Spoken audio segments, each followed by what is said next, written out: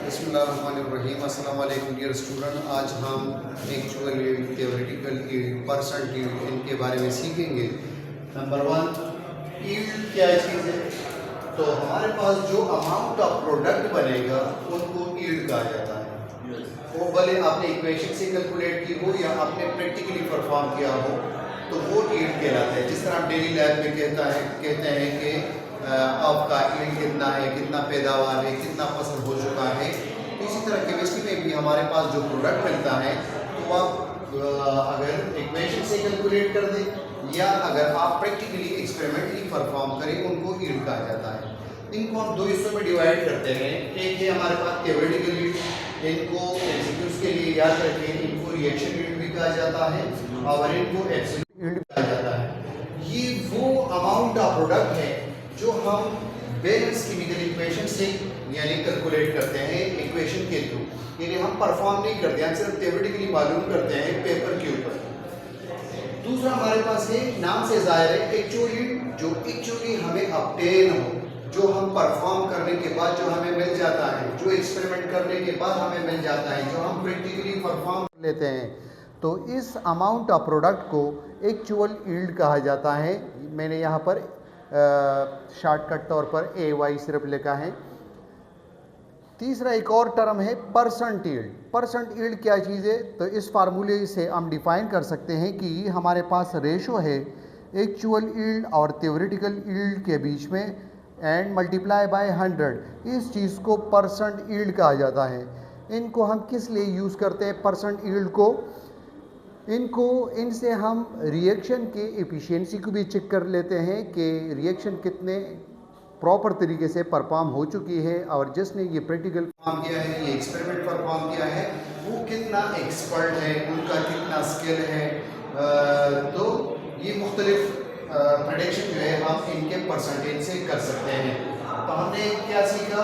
Number one, yield जो product की मिकदार हो, उनको दो हिस्सों में डिवाइड किया। अगर आपने कैलकुलेशन से इक्वेशन से कैलकुलेट किया हो तो फिर हम कहेंगे थ्योरेटिकल यील्ड है। अगर आपने वो प्रैक्टिकली परफॉर्म किया, जो आपको जो अमाउंट ऑफ प्रोडक्ट मिल रहा है, तो फिर जो है उनको हम कहेंगे एक्चुअल यील्ड। फॉर एग्जांपल, अगर हम सालन पकाते हैं और मैं 2.5 kg का सालन तैयार करना चाहूँ और मैं इस तरह कहूँ कि 1 kg आपके पास गोश्त हो जाएगा, 1 kg आपके पास आलू हो जाएंगे और इनके अलावा पानी, मसाला वगैरह ये चीज़ें, तो 2.5 kg आपको पकाने के बाद नहीं मिलेगा। क्यों? उसमें पानी का इवापोरेशन भी हो चुका होगा, आपने आलू के छिलके उतारे होंगे, तो पूरा 2.5 kg आपको जो है वो सालन नहीं मिलेगा। तो इसी तरह हम जो प्रोडक्ट बनाते हैं तो वो जब इक्वेशन से कैलकुलेट करते हैं, उनका जो अमाउंट आता है, तो एक्चुअली जब परफॉर्म करते हैं तो वो अमाउंट हमारे पास नहीं आता। तो इसलिए हमारे पास ये रीजन क्वेश्चन मैंने लिखा है कि why actual yield always less than theoretical yield. हम जब भी एक्चुअल यील्ड कैलकुलेट करते हैं, यानी जब भी प्रैक्टिकली परफॉर्म करते हैं, तो हमें कम मिकदार मिलता है बनिस्बत उसकी जो हम इक्वेशन से कैलकुलेट करते हैं। तो इनके क्या वजूहात हो सकते हैं? नंबर वन, एक वजह ये हो सकती है कि वहाँ पर साइड रिएक्शन हो रहा हो, यानी आपका फॉर एग्जांपल अगर कार्बन ऑक्सीजन के साथ रिएक्शन करके कार्बन डाइऑक्साइड बना रहा है और आप इनके लिए कैलकुलेशन कर रहे हैं, तो इनके अलावा कार्बन मोनोऑक्साइड भी बनेगा इसमें, तो इनके ऊपर आपका फोकस नहीं है, कुछ कार्बन जो है यहाँ पर भी यूज हो रहा है। तो साइड रिएक्शन ये भी एक वजह है कि actual yield always less than theoretical yield. दूसरा रीजन है चेन रिएक्शन, यानी आप एक प्रोडक्ट के लिए कैलकुलेशन कर रहे हैं लेकिन प्रोडक्ट नेक्स्ट किसी और प्रोडक्ट में जो है चेंज हो चुका है। जैसे कि फॉर एग्जांपल आप लोगों ने 10th में पढ़ा था कि CH4 क्लोरीन के साथ in the presence of light मिलकर CH3Cl प्लस HCl बनाते हैं, फिर जो है CH3Cl फिर क्लोरीन के साथ मिलकर CH2Cl2 प्लस HCl भी बनाते हैं, और इसी तरह ये मुसलसल आगे बढ़ते हैं जब तक ये हाइड्रोजन ख़त्म ना हो जाए। ये रिएक्शन आप लोगों ने 10th में पढ़ा होगा। इनको चेन रिएक्शन, हेलोजिनेशन रिएक्शन या फ्री रेडिकल रिएक्शन या सब्स्टिट्यूशन रिएक्शन भी कहा जाता है, क्योंकि इसमें एक क्लोरीन ऐड होता है और एक हाइड्रोजन इसके बदले निकलता है। तो हाइड्रोजन और क्लोरीन का तबादला होगा, तो इसलिए इनको सब्स्टिट्यूशन रिएक्शन भी कहा जाता है। यहाँ पर हमारा मकसद ये है कि हम अगर मिथाइल क्लोराइड की कैलकुलेशन करेंगे कि इससे कितना प्रोडक्ट मिलेगा, तो ये अपने जगह पर नहीं रुक रहा, बल्कि ये नेक्स्ट जो है हमारे पास CH2Cl2 बना रहा है। तो आप इसके लिए कैलकुलेशन कर रहे हैं और वो एक नेक्स्ट प्रोडक्ट में जो है तब्दील हो चुका होता है। तो इसलिए ये चेन रिएक्शन ये भी एक वजह है कि हमें जो है प्रोडक्ट जो हम कैलकुलेट करना चाहते हैं वो उनकी वैल्यू कम होगी थ्योरेटिकल यील्ड के निस्बत। एक और रीजन रिवर्सिबल रिएक्शन, यानी आपके पास फॉर एग्जांपल ये N2 2NH3 ये एक रिवर्सिबल रिएक्शन है। मैं अगर अमोनिया की कैलकुलेशन करना चाहूँ तो प्रैक्टिकली तो वो कम होगा जो पेपर पे थ्योरेटिकल यील्ड के निस्बत। वजह क्या होगी कि टोटली हाइड्रोजन अमोनिया में कन्वर्ट नहीं हो रहा है, ये रिवर्सिबल रिएक्शन है, कुछ वापस जो है ब्रेक होकर हाइड्रोजन और नाइट्रोजन फिर बना रहा है। तो ये भी एक रीजन है कि रिवर्सिबल रिएक्शन की वजह से जो है हमें पूरी प्रोडक्ट जो है नहीं मिलती। एक और रीजन ये है इम्प्रॉपर कंडीशन, किसी रिएक्शन के लिए जो टेम्परेचर चाहिए, जो प्रेशर चाहिए, या वहाँ पर जो कैटलिस्ट इस्तेमाल करना चाहिए, या इनके अलावा किस प्रोपोर्शन के साथ रिएक्टेंट जो है उसके कितने कितने नंबर ऑफ मोल जो है आपस में मिलाना चाहिए। तो बाहर एक्सटर्नल कंडीशन जो मैंने बताया कि टेम्परेचर, प्रेशर, अगर ये फॉर एग्जांपल अगर कोई रिएक्शन 400 डिग्री सेल्सियस पर होना चाहिए और आप जो है 300 प्रोवाइड कर रहे हैं, तो वो प्रॉपर प्रोडक्ट फिर नहीं बनेगा उनकी वजह से। तो ये भी एक रीजन हो सकता है। फिफ्थ नंबर है मिसकैलकुलेशन। ये भी हो सकता है कि जो हम कैलकुलेशन कर रहे हैं किसी प्रोडक्ट के लिए, तो ये भी हो सकता है कि आप जो है कैलकुलेशन में मिस्टेक कर जाए, तो ये भी एक रीज़न हो सकता है। 6 नंबर है अनस्किल्ड पर्सन, यानी अगर वो शख्स जो है फर्स्ट टाइम वो प्रैक्टिकल एक्सपेरिमेंट परफॉर्म कर रहा है, तो ये भी हो सकता है उनकी इतनी प्रैक्टिस नहीं होगी, तो उतने प्रॉपर तरीके से प्रोडक्ट ऑब्टेन नहीं कर सकता, तो इसलिए एक्चुअल यील्ड जो है कम होगी।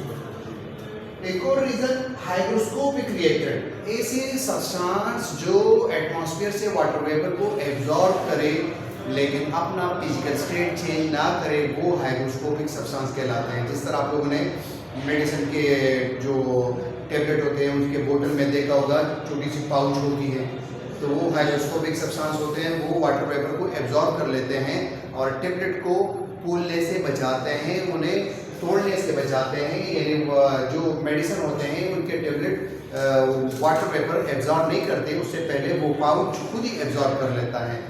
तो अगर हमारे पास ऐसे रिएक्टेंट रिएक्शन में मौजूद हो जो एटमॉस्फेयर से वाटर वेपर को एब्जॉर्ब कर दे, तो उनका मास तो बढ़ जाएगा, तो आपकी कैलकुलेशन फिर गलत आएगी। आपके पास वो जो वाटर इन्होंने एब्जॉर्ब किया है वो तो प्रोडक्ट नहीं बना रहा है, असल में जो रिएक्टेंट होंगे वो प्रोडक्ट बनाएंगे, लेकिन यहाँ पर जो है आपका ये हाइग्रोस्कोपिक नेचर की वजह से उनका जो है मास बढ़ जाएगा रिएक्टेंट का। तो ये भी एक वजह हो सकती है कि प्रोडक्ट जो है आपके पास कम बनेगा। यानी फॉर एग्जांपल अगर वाटर वेपर की वजह से किसी सब्सटेंस का जो है 5 ग्राम टोटल वेट है, लेकिन उनका एक्चुअल वेट 4 ग्राम है रिएक्टेंट का, लेकिन उन्होंने 1 ग्राम जो है वाटर वेपर एटमॉस्फेयर से फॉर एग्जांपल एब्जॉर्ब किया है, तो आप तो गलत कैलकुलेशन करेंगे। आपके पास तो असल रिएक्टेंट 4 ग्राम है, तो 4 ग्राम प्रोडक्ट बनाएगा, 5 ग्राम में तो 1 ग्राम वाटर वेपर मौजूद है, वो तो नहीं बना सकता प्रोडक्ट। तो ये भी एक रीज़न है कि हाइग्रोस्कोपिक रिएक्टेंट अगर मौजूद हो तो उससे भी मिस्टेक आ सकता है। एक और रीज़न है 8 नंबर लॉस ड्यूरिंग ट्रांसफर। जब हम इंडस्ट्री में या इस तरह लैब में एक कंटेनर से दूसरे कंटेनर में प्रोडक्ट को ट्रांसफ़र करते हैं, जैसे फॉर एग्जांपल हम घर पर अगर सालन तैयार करते हैं तो कुछ जो है बर्तन में वहाँ पे रह जाता है, कुछ सालन जो है प्लेट में रह जाता है।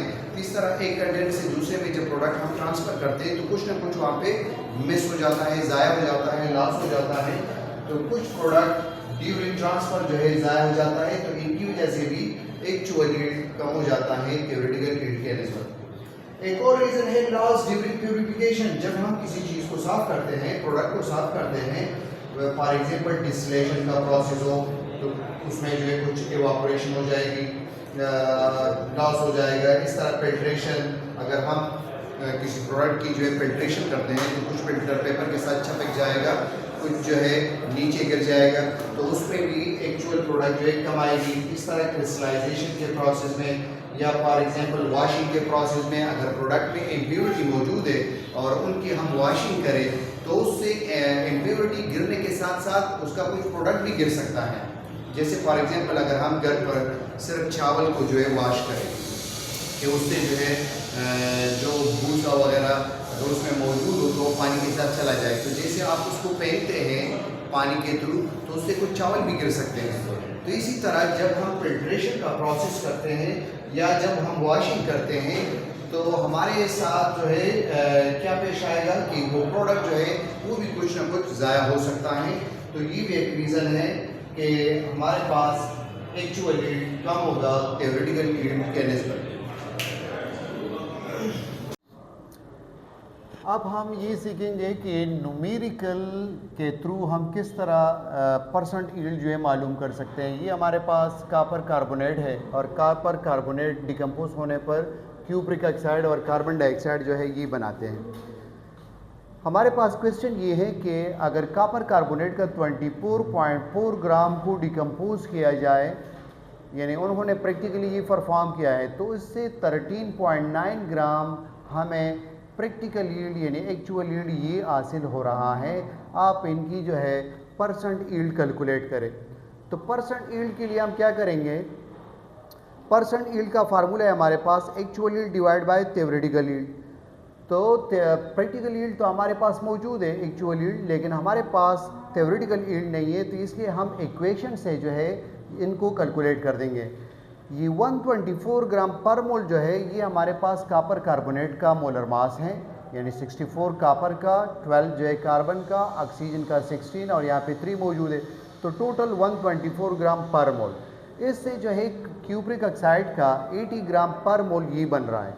तो हम मैथमेटिकली ये कैलकुलेट करेंगे कि अगर 124 से 80 ग्राम क्यूप्रिक ऑक्साइड बन रहा है तो इन्होंने 24.4 ग्राम लिया था, इससे कितना बनेगा, तो हमारे पास 24.4 को 80 से मल्टीप्लाई कर देंगे और 124 से डिवाइड करेंगे तो हमारे पास 15.74 ये वैल्यू जो है आएगी।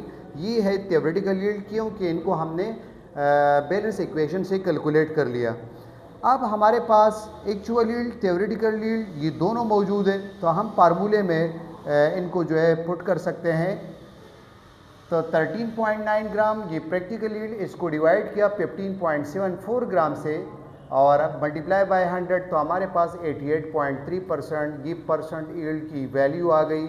इससे हम क्या मतलब ले सकते हैं कि हमारे पास कितने एफिशिएंसी के साथ ये रिएक्शन हो चुका है, या जिसने प्रैक्टिकल एक्सपेरिमेंट परफॉर्म किया है तो उनकी स्किल कितनी है, कितना एक्सपर्ट है, उसकी कितनी प्रैक्टिस है, इनकी प्रेडिक्शन कर सकते हैं। इनके अलावा जब हमारे पास ये परसेंट यील्ड की वैल्यू 90% हो या इससे एबव हो तो इनको एक्सीलेंट यील्ड कहा जाता है, और जब ये हमारे पास 100% हो तो इनको जो है आइडियल यील्ड कहा जाता है। इनके अलावा अगर हम ये दोनों वैल्यू नंबर ऑफ मोल के लिहाज से ले लें, यानी मास जो है इनको चेंज कर दे और यहाँ पे मोल रख दे, मोल आपके पास किस तरह आएगा, ये वैल्यू जो है इनको आप 80 से डिवाइड कर दें, ये मास 1 gram divide by molar mass. इसी तरह 24.4 ग्राम जो है इनको 124 से आप डिवाइड कर दें, तो आप अगर यहाँ पर मोल की वैल्यू रखेंगे तब भी वही आंसर आएगा, अगर मास में रखोगे तो भी वही आंसर आएगा।